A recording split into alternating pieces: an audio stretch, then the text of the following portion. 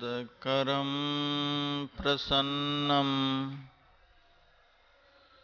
ज्ञानस्वरूपं निजबोधरूपं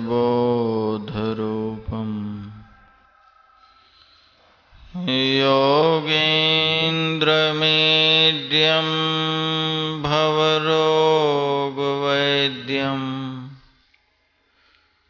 श्रीमद्गुरुं नित्यमहं नमामि। यस्याङ्घ्रिपङ्कजपरागपरप्रभावात् भूत्वा कृतिकृतिमतां श्रुतिमाचरामि तं सद्गुरुं सततसर्वसुखं सदग्र्यं वन्दे सदा विमलबोधघनं विचित्रम्। वन्दो गुरुपदकञ्जकृपासिन्धुनररूपहरि महामोहतमपुञ्जजासुवचनरविकर्णिकर। मेरा मुझ में कुछ नहीं, जो कुछ है सब तोर, तेरा तुझको सौंपे क्या लागेगा मोर। मंचासीन सम्माननीय साधु समाज, उपस्थित साधक वृंद एवं मातृशक्ति,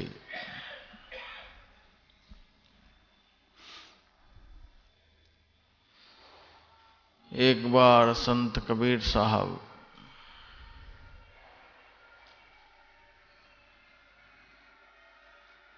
अच्छी तरह से स्नान करके नए नए कपड़ों को पहन लिया, नई टोपी सिर पर रख ली, बढ़िया से बनाकर भोजन कर लिया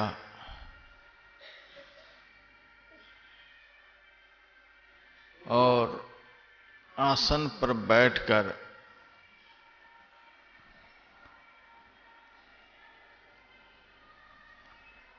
बड़े प्रसन्न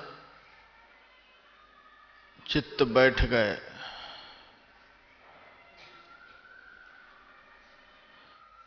बड़े खुश हो रहे हैं।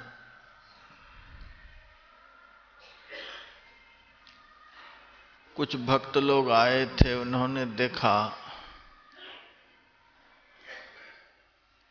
आज संत कबीर साहब बड़े खुश हो रहे हैं, अपने से ही सारे कृत्य किए हैं, नहाए हैं, धोए हैं, नए कपड़ों को पहने हैं, बढ़िया से भोजन बनाकर खाए हैं। पूछा, महाराज जी आज आप बड़े खुश हो रहे हैं, क्या बात है? संत कबीर साहब ने कहा, आज मैं अपनी देह का त्याग करूंगा,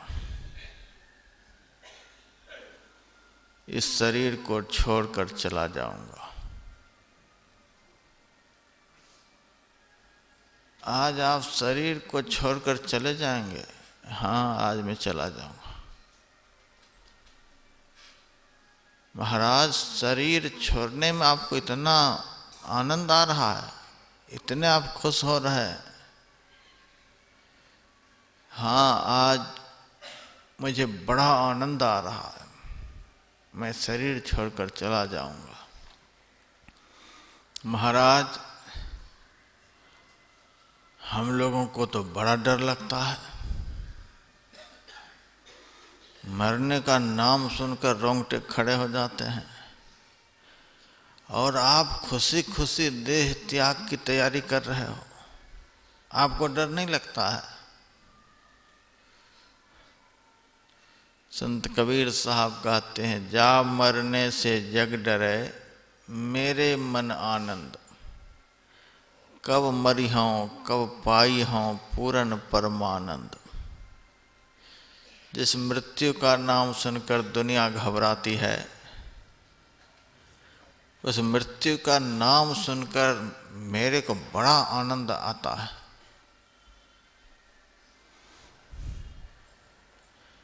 महाराज, मृत्यु का नाम सुनकर आपको आनंद आ रहा है और दुनिया घबराती है, इसमें क्या बात है? संत कबीर साहब कहते हैं, मृत्यु के नाम से संसार के लोग इसीलिए घबराते हैं कि मृत्यु के बाद का उसे कुछ भी पता नहीं है। कहाँ जाएंगे, किस योनि में जाएंगे, कहाँ रहेंगे, क्या खाएंगे, क्या पिएंगे, क्या आगे दुर्दशा होगी, कौन सा नरक मिलेगा।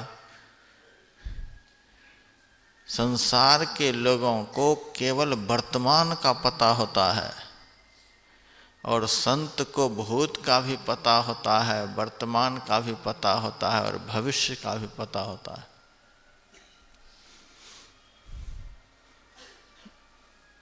मुझे पता है कि मैं यहां से कहां जाऊंगा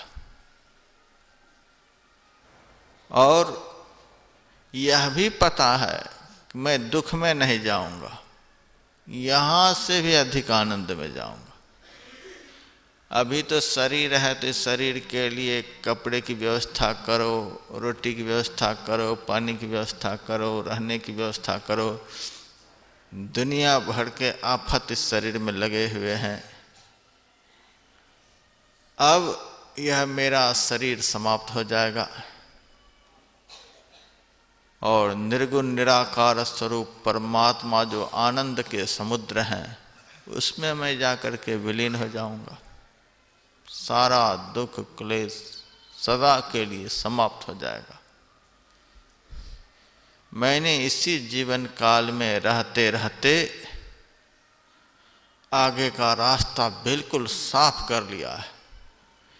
बाद में क्या सब होगा इस बात को अच्छी तरह से जान लिया है, इसीलिए आगे का हमें कोई डर नहीं है। दुनिया के लोगों को आगे का कुछ पता नहीं। कबीर साहब कहते हैं, एक तो अंधेरी कोठरी तामे दिया न बाती हो, अब बहिया पकड़ी जम ले चले कोई संग न साथी हो।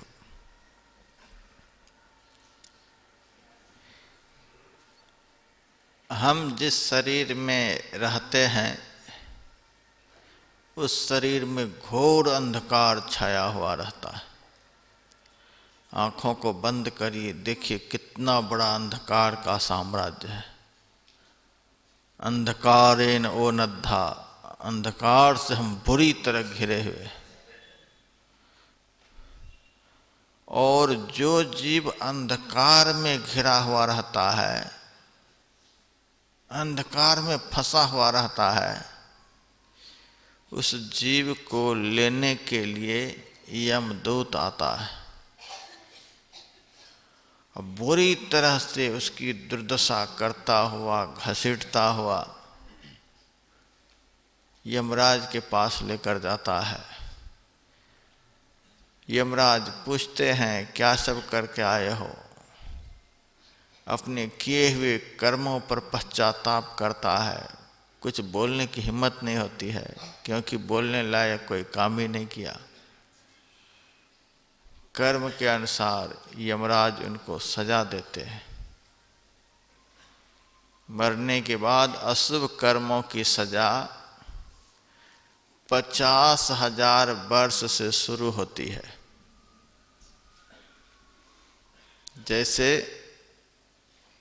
यहाँ की सरकार कोई अपराध करता है तो उस अपराधी को सजा देती है 10 दिन की, 15 दिन की, 1 महीने की, 2 महीने की, साल भर की, सारे जीवन की। फांसी की भी होती है।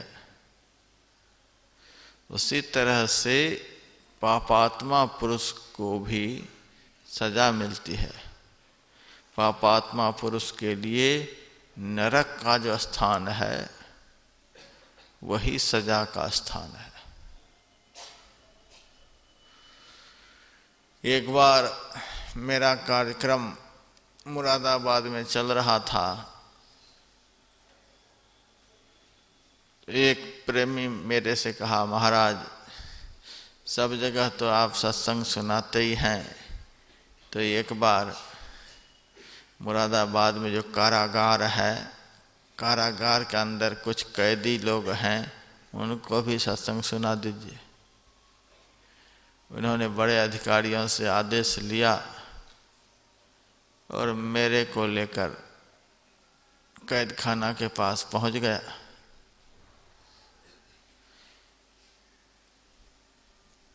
कैद खाने के जो पदाधिकारी लोग थे वे माला ले लेकर गेट पर खड़े थे। गेट पर माला पहना दिया, फिर हम अंदर गए।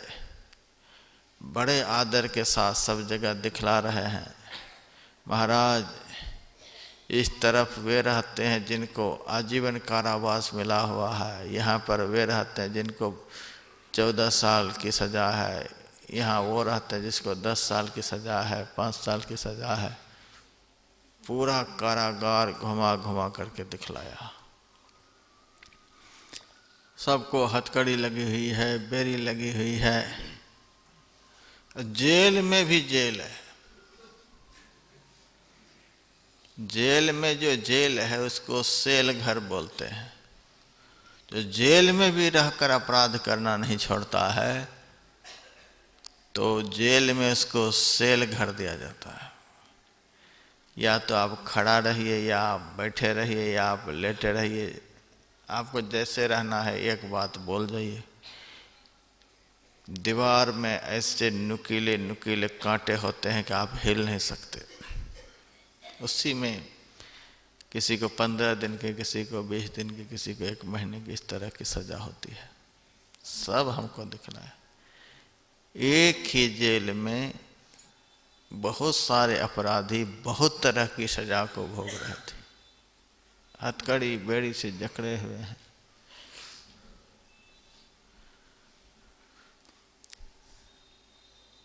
फिर मेरे से कहा, महाराज अब थोड़ी देर सत्संग सुना दीजिए। सारे कैदियों को कमरे से बाहर निकाल कर मेरे पास ले आया। सारे लोग मेरे सामने बैठ गए और मैं लगा भाषण सुनाने। खूब सुनाया 1 घंटा तक। मैंने कहा,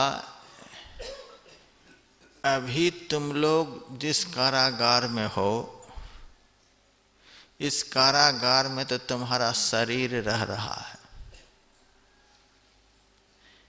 इससे भी बड़ा भयंकर एक कारागार है जिसमें तुम खुद रहते हो। महाराज अब कौन कारागार होगा? मैंने कहा, तिहाड़ जेल से भी ज्यादा खतरनाक है। ज्यादा खांसी हो तो पीछे चले जाइए।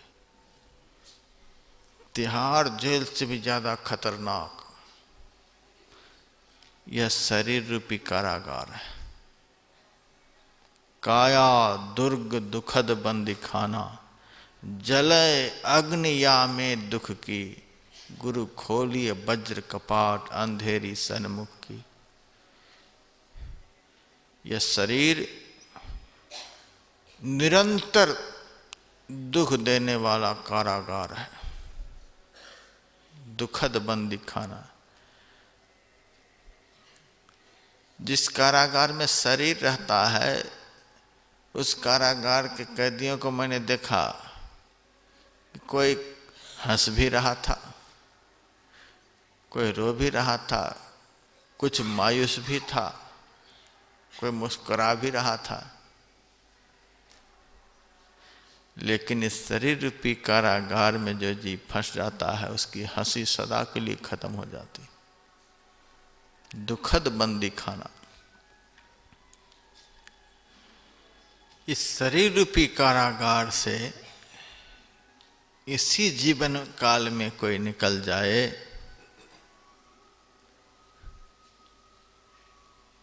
दुनिया का कितना भी बड़ा कारागार क्यों न हो, उसमें उसको दुख हो ही नहीं सकता। वह चाहे तो उस कारागार में रहे चाहे नहीं रहे। सब लोग मिलकर डाल भी देंगे तो वो चाहेंगे नहीं रहे तो वो नहीं रहेंगे।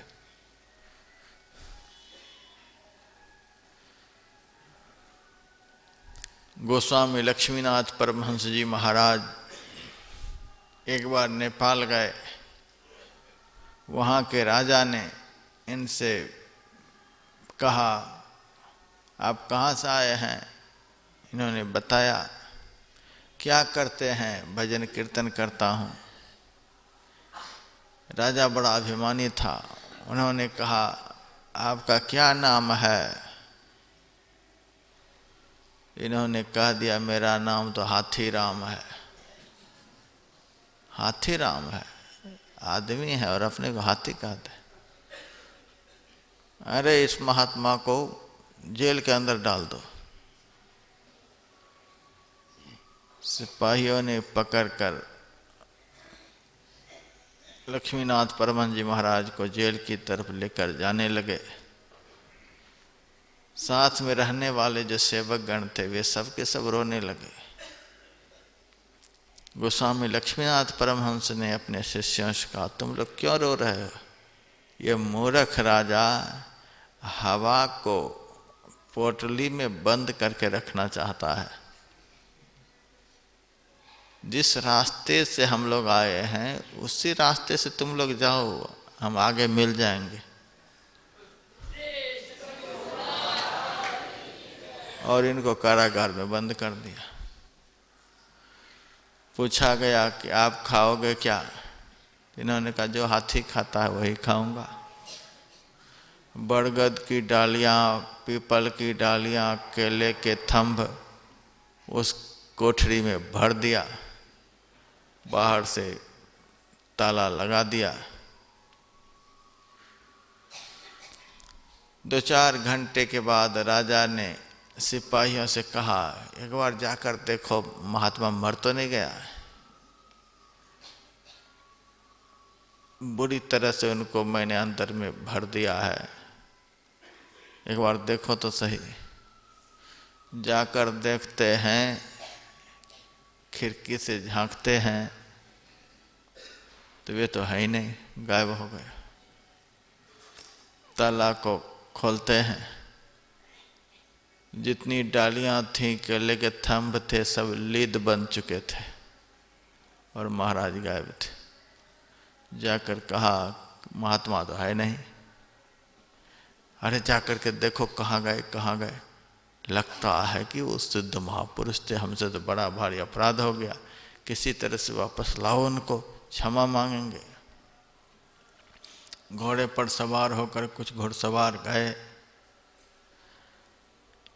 गोस्वामी लक्ष्मीनाथ परमहंस जी महाराज एक पेड़ के नीचे आसन लगाकर बैठे हुए हैं और ध्यान कर रहे हैं। सेवकगण दूर से ही देखा, अहो बाबा तो वहाँ बैठे हुए हैं। खुशी की लहर दौड़ पड़ी, जाकर चरणों में पड़े, जान में जान आ गई। बाबा आप कैसे आ गए? इन्होंने कहा, जैसे गए थे वैसे आ गए, जैसे गए वैसे आ गए। तब तक घुड़सवार भी पहुंच गया। अब चरणों पर गिरकर प्रार्थना कर रहा, महाराज राजा से बहुत बड़ा अपराध हुआ है, राजा को चलकर क्षमा कर दो। कहा, गया तो था उसका कल्याण करने के लिए ही, लेकिन उनके भाग्य में लिखा ही नहीं था। अब जब मौज होगी तब देखा जाएगा। फकीर की मौज संसार के लोगों के लिए 24 घंटे एक जैसी नहीं रहती है। मौज आ गई और उस मौज के अनुरूप आप सामने हैं तो तुरंत कल्याण हो गया। मौज नहीं हुई आप सिर पीट कर रह जाएंगे, कुछ नहीं होगा। तो देखिए इसी जीवन काल में उन्होंने कौन ऐसा भजन किया था कि कारागार उनके लिए कुछ भी नहीं था। बंद करेंगे और निकल जाएंगे, बंद करेंगे निकल जाएंगे।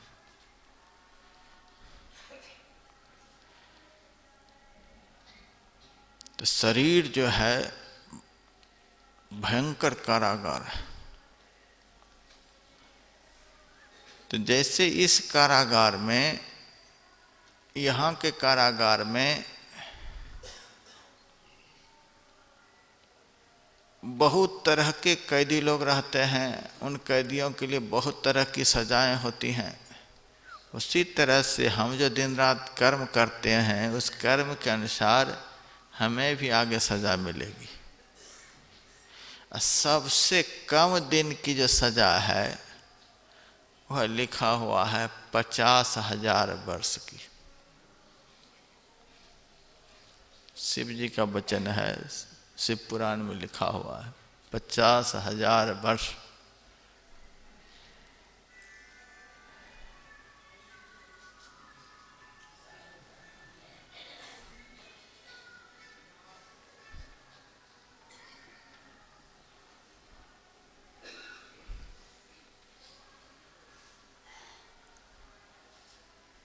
प्रतीक्षा की घड़ी बड़ी लंबी होती है।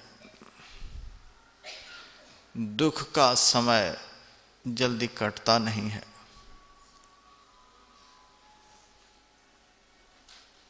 नरक उस स्थान को कहते हैं जहां दुख की पराकाष्ठा होती है।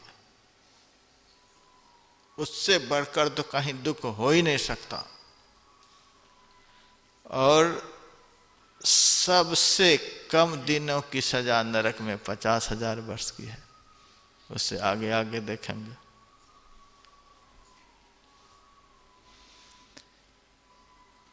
और जैसे एक ही कारागार में अनेक प्रकार के कैदी अनेकों प्रकार के कष्ट को भोगते रहते हैं, उसी तरह से एक ही नरक के अंदर 48 प्रकार के नरक के स्थान हैं। कुंभीपाक नामक नरक है, तप्त सुरमी नरक है, असीपत्र वन नरक है, शुकरमुख नरक है, दंदसूक नरक है।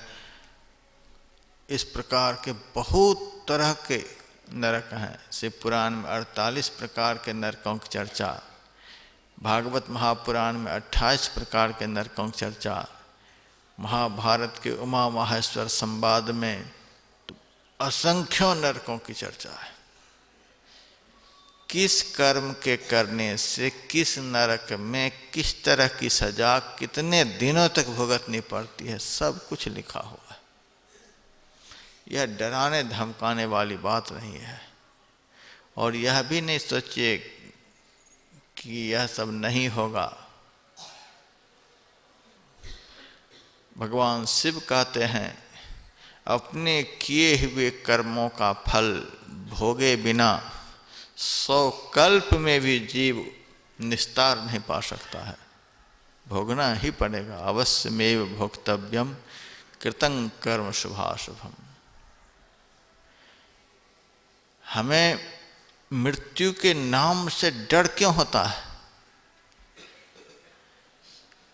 जीवन में ऐसा कर्म किया हुआ है ही नहीं जो कर्म हमें आगे सुख दे।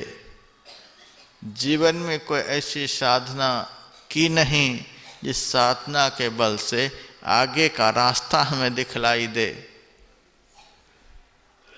कुछ नहीं दिखता। एक तो अंधेरी कोठरी तामे दिया न बाती हो।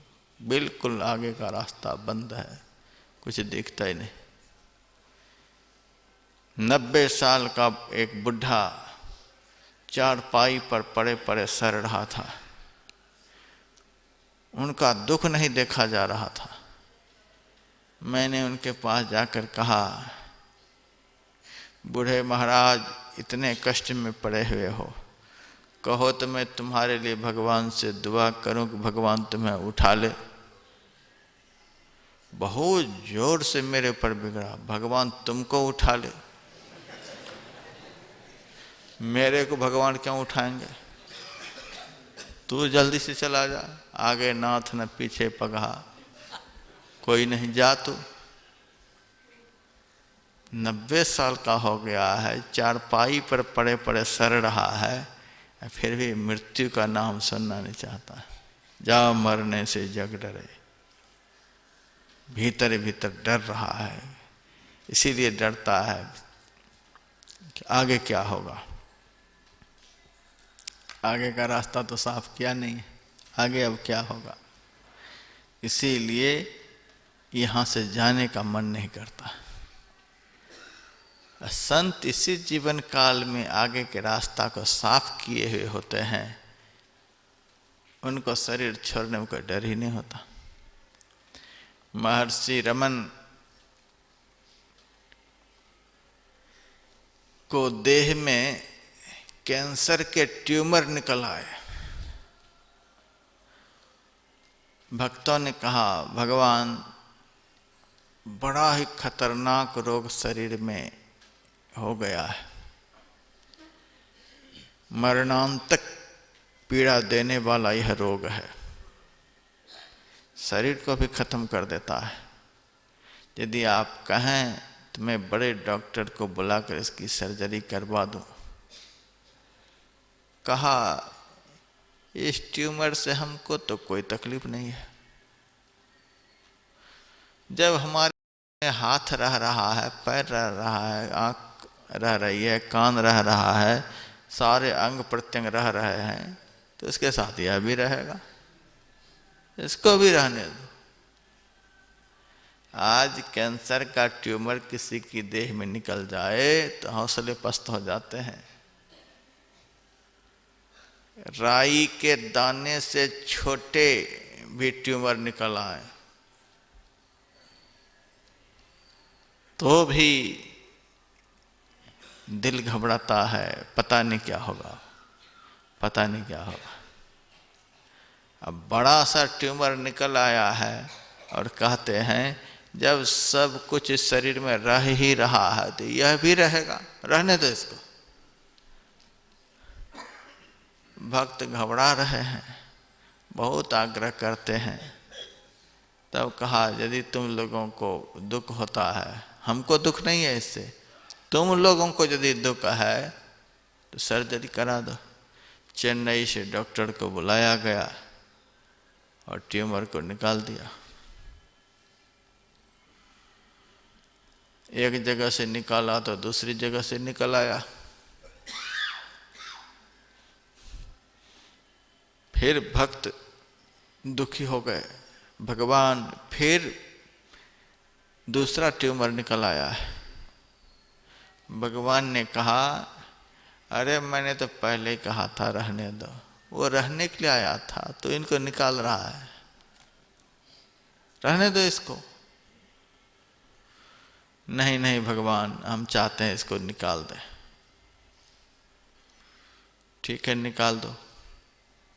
फिर सर्जरी हुई, दूसरा ट्यूमर भी निकाल दिया गया। फिर तीसरी जगह निकल आया। अब क्या करोगे सब बताओ।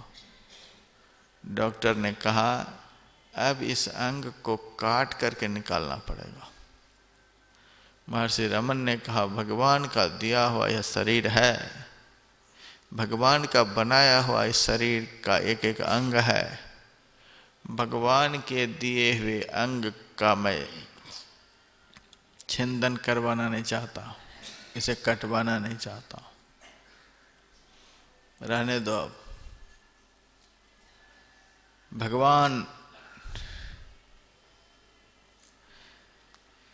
इतना बड़ा असाध्य रोग अब लगता है आपको लेकर ही जाएगा, लेकिन आपके जाने के बाद संसार का क्या होगा।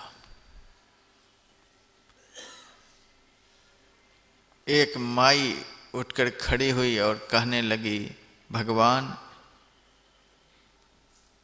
यह असाध्य रोग आप मुझे दे दो और आप स्वस्थ होकर के रहो। आप स्वस्थ हो जाओगे तो संसार को बहुत सुख मिलेगा, संसार को बहुत मार्गदर्शन मिलेगा। हम तो खत्म भी हो जाएंगे तो हमको क्या है। महर्षि रमन ने कहा, यह असाध्य रोग मुझको किसने दिया है? तुम दिए हो कि कोई और? नहीं नहीं, यह तो भगवान ने दिया है। यह लेन देन हमारा भगवान से होगा कि तुम्हारे से होगा? भगवान ने दिया है तो भगवान से इसका लेन देन होगा। तुमको हम क्यों दें? साधु संत का अवतार, साधु संत का संसार में पदार्पण समाज को सुख देने के लिए हुआ है कि दुख देने के लिए हुआ है? शांति देने के लिए हुआ है कि अशांति पैदा करने के लिए हुआ है? यह लेन देन परमात्मा से है। और जिस परमात्मा ने देव दुर्लभ शरीर दिया, खाने को दिया, पीने को दिया, श्वास लेने को दिया, सब कुछ दिया, जिन्होंने सारे जीवन आनंद ही आनंद दिया, ऐसे परमात्मा को हम देंगे तो अपने शरीर का रोग ही देंगे। यही साधु का धर्म है। रोग हम भोगेंगे। जिनको रोग होता ही नहीं वह आत्मा भगवान को समर्पित कर देंगे। आत्मा परमात्मा को समर्पित है। यह शरीर जो रोगों से भरा हुआ है यह प्रकृति को समर्पित है। यह प्रकृति से बना हुआ है। प्रकृति को यह शरीर समर्पित है, परमात्मा को आत्मा समर्पित है। भगवान, क्या आपको शरीर छोड़ने में कोई दुख नहीं होगा?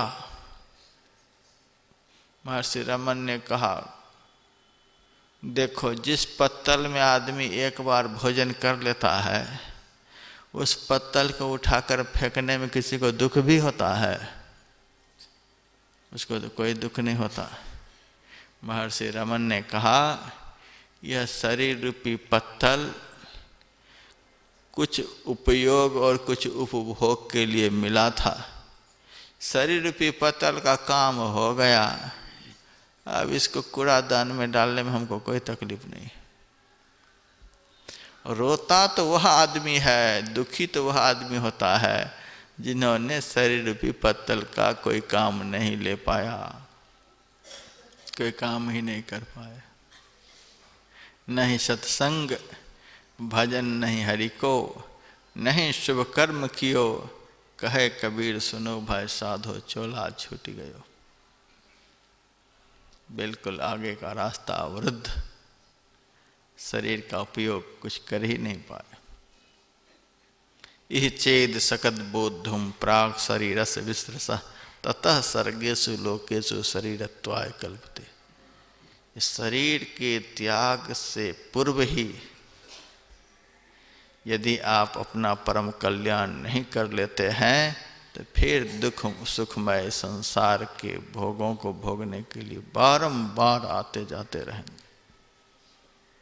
शरीर का भोग कभी छूटेगा ही नहीं।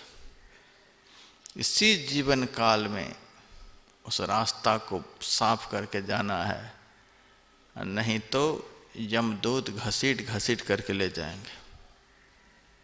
अंधकार में रहना नरक में रहना है। नरक में रहते रहते ही मर गए तो जाएंगे कहाँ? ये नरक आपको कहाँ पहुँचाएगा? नरक में रहते हुए मरेंगे तो भारी नरक में पड़ेंगे, और स्वर्ग में रहते हुए देह का त्याग करेंगे तो भारी स्वर्ग को प्राप्त करेंगे। नरक कहते हैं अंधकार को, और स्वर्ग कहते हैं प्रकाश को। नरक स्वर्ग की यही व्याख्या है। आगे जो इतिहास में है, पुराण में है कि यहाँ पर नरक है, वहाँ पर नरक है, आगे जो होगा सो देखा जाएगा। यह तो भविष्य की क्या बात होगी सो भविष्य जानेगा। लेकिन वर्तमान में नरक स्वर्ग की यही व्याख्या है। आंख बंद करने पर अंदर में अंधकार है तो हम नरक में हैं। आंख बंद करने पर अंदर में अंधकार नहीं है, अंधकार रहित स्थान पर है तो यही स्वर्ग है।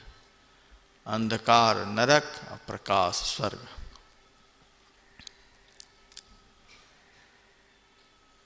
अंधकार में रहते रहते हमारा शरीर नहीं छूटे। इसी जीवन में अंधकार से अपने को बाहर निकालना है। अंधकार से हम बाहर कैसे निकलेंगे? सारी दुनिया में न जाने कितने तीर्थ हैं। सारी दुनिया के तीर्थ आप कर लीजिए, फिर भी उस पुण्य से आप अंधकार से बाहर नहीं निकल पाएंगे। सारी दुनिया की संपदा आप किसी को दान में दे दीजिए, इतनी बड़ी दानशीलता से भी आप अंधकार रूप नरक से बाहर नहीं निकल पाएंगे। इंद्रियों के माध्यम से बाहर बाहर के जितने भी शुभ कर्म हैं, सत्कर्म हैं, सब आप अकेले ही कर लीजिए। लेकिन शास्त्र कहते हैं नान्यो भेदः कदाचन, अंधकार से निकलने का दूसरा कोई उपाय है ही नहीं। अंधकार से आप निकल ही नहीं सकते। कोई भी उपाय कर लीजिए। तुलसीदास व्रत दान ज्ञान तप शुद्धि हेतु श्रुति गावे। बहुत उपाय वेदों में बतलाया गया है कि इससे आप शुद्ध हो जाएंगे, पवित्र हो जाएंगे, लेकिन नहीं निकल सकते। संत कबीर साहब की वाणी में है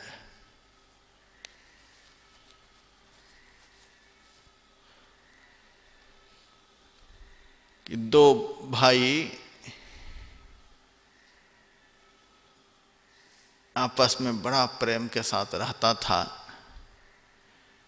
बड़ा भाई बड़ा ज्ञानी था और छोटा भाई सारे शरीर और संसार के प्रपंच में उलझा हुआ रहता था, ज्ञानहीन था। बाहर बाहर की आराधना उपासना पर ज़्यादा विश्वास करता था, बाहर बाहर की पूजा पाठ पर ज़्यादा उसका विश्वास था। तो एक दिन छोटे भाई ने बड़े भाई से कहा, भैया मेरी इच्छा होती है कुछ दिनों के लिए तीर्थ यात्रा करने की। संत कबीर साहब ने बड़ा ही भाव प्रकट किया है इन दोनों भाइयों के ऊपर। बड़ा भाई कहते हैं कि ठीक है जाओ तीर्थ यात्रा करो। जब चलने लगा तो एक कड़वी लौकी, बिहार में कद्दू बोलते हैं, अन्य प्रांतों में लौकी बोलते हैं, बिहार में तीता बोलते हैं, अन्य प्रांतों में कड़वा बोलते हैं। कड़वी लौकी दे दिया कि जहाँ जहाँ जाओगे वहाँ वहाँ इसको भी साथ में ले जाना। जिस जिस मंदिर में जाओगे उस मंदिर में इसको भी साथ में ले जाना। जिस जिस नदी में तुम स्नान करोगे उस नदी में इसको भी स्नान कराते रहना। सब जगह से स्नान कराता हुआ, दर्शन कराता हुआ जगन्नाथ जी भी गए और जगन्नाथ जी का भी दर्शन कराया, वहाँ भी स्नान कराया। बहुत दिनों के बाद वापस आए। बड़ा भाई ने कहा लौकी ले आया? कहाँ ले आया हूँ, दे दो। अपने हाथ में ले लिया और अपनी पत्नी से कहा इसी लौकी की सब्जी आज बनाओ। जब भोजन का समय हुआ तो दोनों भाई खाने के लिए बैठे, चावल दाल और उसी लौकी की सब्जी। वह इतनी कड़वी लौकी थी कि जैसे ही थोड़ा सा मुंह में लिया कि थू थू करके छोटे भाई ने फेंक दिया। क्या सब्जी भैया बनवाए हो, कितने दिनों के बाद आया हूँ, भूख प्यास से आकुल व्याकुल हो रहा था और क्या बना दिया, इतनी कड़वी सब्जी थी। अरे उसी लौकी की सब्जी तो है जिस लौकी को तू सारे तीर्थ में घुमाया, सारे मंदिरों में घुमाया, सारे तीर्थ जलों में स्नान कराया, उसी की तो सब्जी बनी हुई थी। कहा उन सारे तीर्थों धामों मंदिरों में घूमने से, सारे तीर्थ जलों में नहाने से क्या कड़वी लौकी मीठी हो जाएगी? तब बड़े भाई ने कहा, जब यह साधारण सी कड़वी लौकी सारी दुनिया घूमने पर भी, सारे तीर्थ घूमने पर भी, सारे धाम घूमने पर भी, मंदिर घूमने पर भी, सारे तीर्थ जलों में स्नान करने पर भी मीठी नहीं हुई, जिनको तूने प्रत्यक्ष में जल में डुबोया, यह भींग भी गया, फिर भी यह मीठी नहीं बन पाई। तो तुम्हारा मन जो तुम्हारे भीतर में है, जिस मन ने सारी दुनिया भर का पाप किया है, और जिस मन तक न मिट्टी की पहुंच है, न जल की पहुंच है, न अग्नि की पहुंच है, न हवा की पहुंच है, न आकाश की पहुंच है, इस स्थूल संसार में सबसे अधिक सूक्ष्म मन है, जिसका कोई स्पर्श कर ही नहीं सकता। स्थूल संसार के कोई भी स्थूल पदार्थ मन का स्पर्श कर ही नहीं सकता। आकाश से भी अधिक मन सूक्ष्म है। और ऐसे मन के अंदर में चित्त रहता है। कल जो चर्चा हुई थी, दिल का हुजरा साफ कर, दिल कहते हैं मन को, हुजरा कहते हैं छोटी कोठरी को। छोटी कोठरी से मतलब चित्त, मन से सूक्ष्म चित्त है। चित्त के अंदर किए हुए शुभाशुभ कर्मों का संस्कार चित्रित है। सृष्टि के आदि काल से अब तक जो कुछ भी हमने किया है, जो कुछ भी देखा है, जो कुछ भी सुना है, जो कुछ भी बोला है, जितने शुभाशुभ कर्म हमसे हुए हैं, चित्त रूपी कोठरी में सब जमा है। जरा सा भी उसमें कम विशेष होने की बात नहीं, सब जमा है, सब सुरक्षित है। जब हम आँखों को बंद करते हैं, ध्यान करने के लिए आँखों को बंद करते हैं, चित्त रूपी कोठरी की किवाड़ अपने आप खुल जाती है और उस कोठरी में जो कुछ भी जमा कर रखे हैं सब धीरे धीरे बाहर निकलने लग जाता है। कमरा में राशन भरा हुआ हो, किवाड़ी खोल दिया जाए तो राशन अपने बाहर निकलने लग जाता है। वैसे ही चित्त रूपी कोठरी में जन्म जन्म का किया हुआ शुभाशुभ कर्म भरा हुआ है। जैसे हम किवाड़ी को खोलते हैं निकलना शुरू हो जाता है। महाराज ध्यान में तो कुछ दिखता नहीं है, कुछ तो जरूर दिखता है, जो सब जमा है वह सब तो दिखता